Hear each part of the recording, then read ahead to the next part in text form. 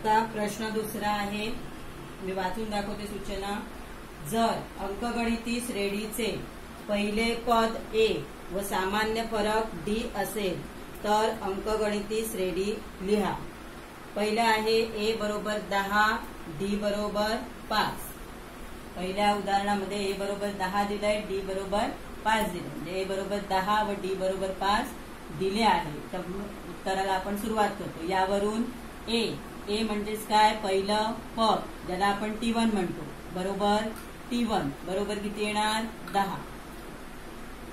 आता T1 पासून आपल्याला T2 मिळवायचा आहे, तर त्याच्यामध्ये सामान्य फरक काय करायचा, मिळवायचा। म्हणजे पहिल्या पदामध्ये सामान्य फरक मिळवायचा। म्हणजे पहिलं पद आहे 10 अधिक सामान्य फरक किती आहे 5, 10 अधिक 5 किती झाले 15। 15 काय आला आपला T2 आला। आता T3 काढताना T2 मध्ये 15 अधिक सामान्य फरक आहे 5, 15 अधिक 5 झाला 20। T4 काढताना T3 मिळाला आपल्याला 20, 20 अधिक सामान्य फरक 5, 20 अधिक 5 25। म्हणून अंकगणिती श्रेणी आपल्याला काय मिळेल, पहिली संख्या 10, दुसरी संख्या 15, तिसरी संख्या 20, चौथी संख्या मिळाली 25। याप्रमाणे पुढे पुढे 5-5च्या फरकाने संख्या येत जातील। दुसरं उदाहरण आहे ए बरोबर -3, डी बरोबर 0। म्हणजे ए बरोबर किती दिलेला आहे, -3 दिलेला आहे आणि डी बरोबर दिलेला आहे 0। यावरून ए म्हणजेच काय, पहिलं पद ज्याला आपण T1 म्हणतो, ए बरोबर T1 बरोबर किती आहेत, -3। तर दुसरं पद मिळवताना आपल्याला काय करायचं आहे, पहिल्या पदामध्ये सामान्य फरक मिळवायचा आहे। पहिलं पद आहे -3 अधिक सामान्य फरक दिलाय 0। मग 0 कोणत्याही संख्येत मिळवला तर संख्येमध्ये फरक पडत नाही, म्हणजेच उत्तर किती येईल, -3। म्हणजे T2 सुद्धा आला -3। आता T3 काढताना T2 मध्ये T2 आला -3 अधिक सामान्य फरक आहे 0 दिलाय, प्रत्येक वेळी 0 ऍड करायचा आहे, बरोबर -3। त्यानंतर T3 आपल्याला मिळाला -3। T4 काढताना T3 -3 अधिक सामान्य फरक 0 बरोबर -3। म्हणजेच आपल्याला प्रत्येक पद काय मिळतंय, ऋण 3। T1 मिळाला -3, T2 मिळाला -3, T3 मिळाला -3, T4 मिळाला -3। याप्रमाणे पुढची पदं पण काय असतील, ऋण 3 असतील आणि ही अंकगणिती श्रेणी मिळाली। आता तिसरं उदाहरण आहे, ए बरोबर दिलाय -7 आणि डी बरोबर आहे 1/2। ए बरोबर -7, डी बरोबर 1/2 दिले आहे। यावरून ए म्हणजेच पहिलं पद T1 बरोबर किती येणार, -7। T2 मिळवायचा असेल तर T1 मध्ये म्हणजेच -7 अधिक फरक किती आहे 1/2 बरोबर। आता याला 7 ला छेद नाही म्हणजे छेद 1 आहे, तो आपल्याला 2 केला पाहिजे। याच्यासाठी याला 2 ने गुणायचे, मग 7 दुने 14, -14/2 अधिक 1/2। आता दोन्ही संख्यांची चिन्ह वेगळी आहेत, मग 14तून 1 गेला 13 आणि 14चं चिन्ह -13/2, छेद तसाच राहील, बरोबर। आता दुसरं पद मिळालं आपल्याला -13/2। तिसरं पद काढायचं आहे, तर दुसऱ्या पदामध्ये म्हणजे -13/2 मध्ये आपल्याला फरक म्हणजे डी किती आहे 1/2 मिळवायचा आहे।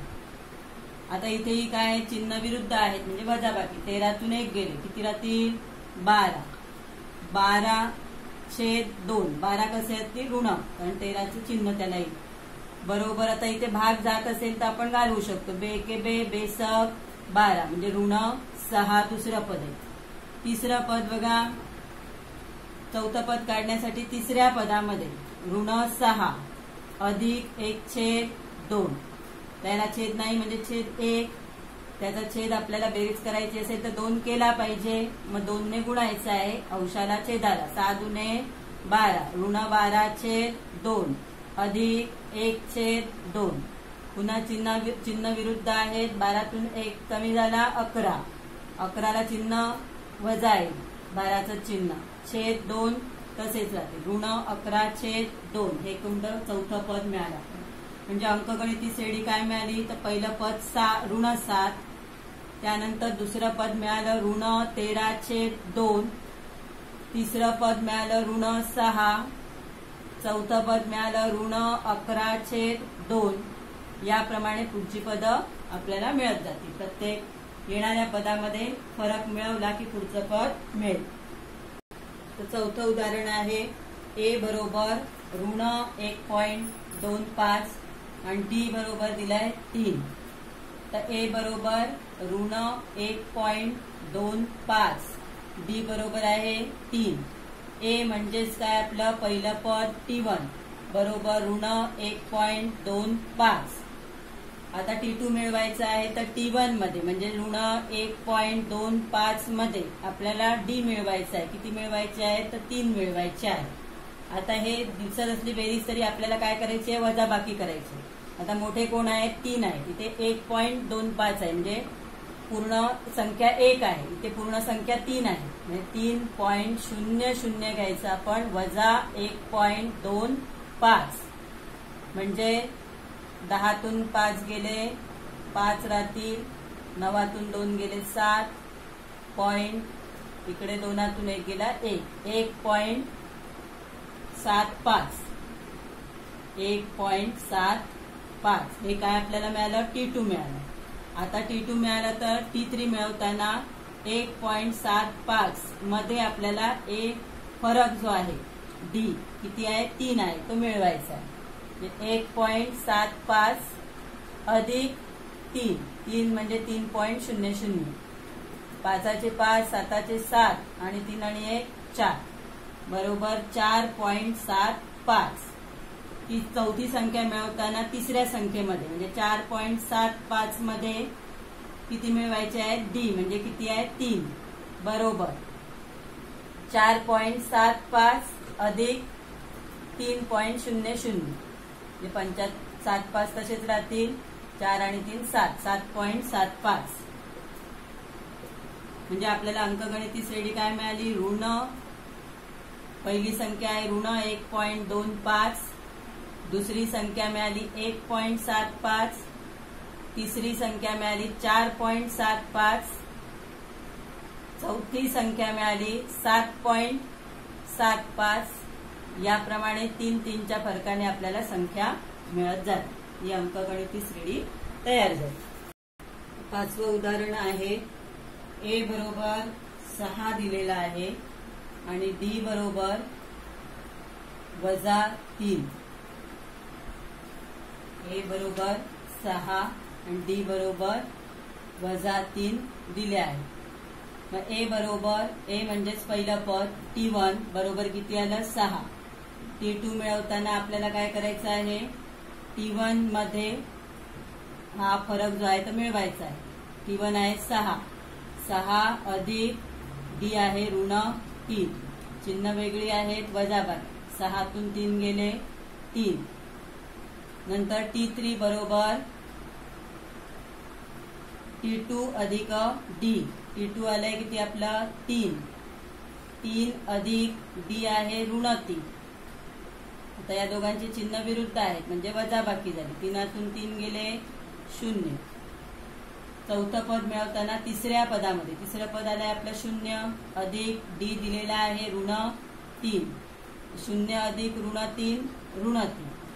म्हणजे याप्रमाणे आपल्याला ही अंकगणिती श्रेणी मिळेल. पहिलं पद आहे 6, दुसरं पद मिळालं 3, तिसरं पद मिळालं 0, चौथं पद मिळालं ऋण 3. अशा प्रकारे पुढची पदं मिळत जातात. ही अंकगणिती श्रेणी आहे. तर 6वं उदाहरण आहे ए बरोबर ऋण 19, डी बरोबर ऋण 4. ए बरोबर ऋण 19 व डी बरोबर ऋण 4 दिले आहे. ए बरोबर ए म्हणजेच पहिलं पद T1 बरोबर आहे ऋण 19. आता दुसरं पद मिळवायचं असेल तर पहिल्या पदामध्ये म्हणजे ऋण 19 मध्ये आपल्याला सामान्य फरक किती आहे ऋण 4 मिळवावा लागेल. तर दोघांची चिन्ह समान आहेत म्हणजे बेरीज होईल. 19 आणि 4 23. दोघांना चिन्ह ऋण आहे, उत्तराला सुद्धा चिन्ह ऋण. T3 मिळवण्यासाठी T2 मध्ये T2 किती आले ऋण 23 अधिक फरक किती आहे ऋण 4चा बरोबर ऋण 23 ऋण 4 ऋण 27. चिन्ह समान असल्यामुळे बेरीज होते. T4 बरोबर T3 मिळाला आपला ऋण 27 अधिक ऋण 4 बरोबर ऋण 31. म्हणून अंकगणिती श्रेणी पहिलं पद किती आहे ऋण 19, दुसरं पद मिळालं ऋण 23, तिसरं पद मिळालं ऋण 27, चौथं पद मिळालं ऋण 31. याप्रमाणे पुढची पद मिळतात. प्रश्न तिसरा आहे खालील प्रत्येक अंकगणिती श्रेणीसाठी पहिले पद आणि सामान्य फरक काढा. तर पहिली अंकगणिती श्रेणी दिलेली आहे 5 1 ऋण 3 ऋण 7 टिंब टिंब टिंब. तर पहिलं आपण काय उत्तर लिहिताना पहिलं वाक्य लिहायचं आहे 5 1 ऋण 3 ऋण 7 टिंब टिंब टिंब ही अंकगणिती श्रेणी आहे. मग याच्यातलं पहिलं पद ए, पहिल्या पदाला आपण ए म्हणतो किंवा त्याला T1 सुद्धा म्हणतो. ए बरोबर T1 बरोबर किती आहे 5, T2 बरोबर 1 आहे, T3 बरोबर ऋण 3 आहे आणि T4 बरोबर ऋण 7 आहे. मग आता आपल्याला काय काढायचं आहे तर फरक काढायचा आहे. म्हणजेच दुसऱ्या पदातून पहिलं पद आहे ते वजा करायचं. T2 वजा T1, T2 आहे 1 वजा T1 आहे 5. मग 1तून 5 गेले म्हणजेच 5 वजा 1 किती राहते 4 आणि 5चं चिन्ह उत्तर आलं ऋण 4. T3 वजा T2, T3 किती आहे ऋण 3 वजा T2 किती आहे 1 आहे. दोघांची चिन्ह समान बेरीज 3 आणि 1 झाले 4. दोघांचं चिन्ह उत्तर आलं. आता T4 वजा T3, T4 आहे ऋण 7 आणि T3 आहे ऋण 3. ऋण 7 वजा कंसात ऋण 3 बरोबर ऋण 7 वजा वजा झाले अधिक 3 ऋण 7. दोघांची चिन्ह विरुद्ध वजा बाकी 7तून 3 गेले 4 आणि उत्तराला चिन्ह 7चं वजा. म्हणून आपल्याला पहिलं पद काय मिळालं 5. पहिले पद ए बरोबर 5 आहे तर सामान्य फरक बरोबर डी. सामान्य फरकाला अक्षर डी आहे आणि तो सामान्य फरक किती मिळाला आपल्याला ऋण 4 आहे. आता प्रश्न तिसऱ्यातला दुसरा आहे ऋण 6 ऋण 9 0.6 0.9 1.2 1.5 टिंब टिंब टिंब. आता ही काय आहे अंकगणिती श्रेणी आहे. उत्तर लिहिताना पहिलं वाक्य लिहायचं 0.6 0.9 1.2 1.5 टिंब टिंब टिंब ही अंकगणिती श्रेणी आहे. त्याच्यातलं पहिलं पद काय आहे 0. पहिलं पद म्हणजे त्याला आपण ए म्हणतो, T1 सुद्धा म्हणतो बरोबर 0.6. T2 दुसरं पद काय दिलंय 0.9. तिसरं पद T3 किती आहे 1.2. चौथं पद T4 आहे 1.5. आता आपल्याला T2 वजा T1 करायचं आहे. म्हणजे T2 काय दिलेला आहे 0.9 वजा 0.6. 0.9 वजा 0.6. 9तून 6 गेले 3 पॉइंटच्या जागेवर पॉइंट, शून्याच्या जागी 0 किती आलं 0.3. नंतर T3 वजा T2, T3 किती आहे 1.2 आहे वजा T2 आहे 0.9. 1.2 वजा 0.9. 12तून 9 गेले 3 आणि इकडे आजचा आपण कमी करायचा. 12तून 9 गेले 3 पॉइंटचा पॉइंट, शून्यातून 0 गेले 0 बरोबर 0.3. T4 वजा T3, T4 आहे 1.5 वजा T3 आहे 1.2. 1.5 वजा 1.2. 5तून 2 गेले 3 पॉइंटचा पॉइंट, 1 मधून 1 गेला 0 बरोबर 0.3. म्हणजे सामान्य फरक आपला किती आला 0.3. पहिलं पद ए किती आलंय 0.6 आहे तर सामान्य फरक डी बरोबर 0.3 आहे. प्रश्न तिसऱ्यातला तिसरा आहे 127 135 143 151 टिंब टिंब टिंब. आता पुन्हा आपल्याला उत्तर लिहिताना ही श्रेणी पुन्हा लिहायची आहे. 127, 135, 143, 151 टिंब टिंब टिंब ही अंकगणिती श्रेणी आहे. याच्यामध्ये ए म्हणजेच पहिलं पद ज्याला आपण T1 सुद्धा म्हणतो किती आहे 127. T2 बरोबर किती दिलाय 135.